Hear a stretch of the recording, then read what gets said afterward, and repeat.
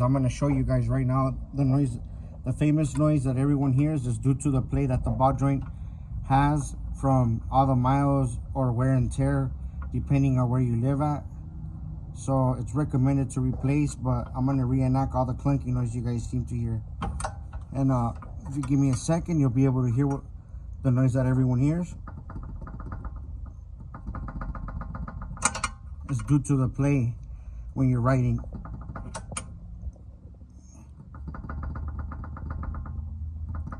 I don't know if we could get that on camera, if you could hear it, but it's the play. There's a lot of slack, so therefore it clunks.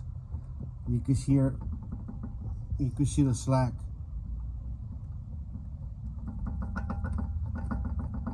That's the famous clunking noise, guys.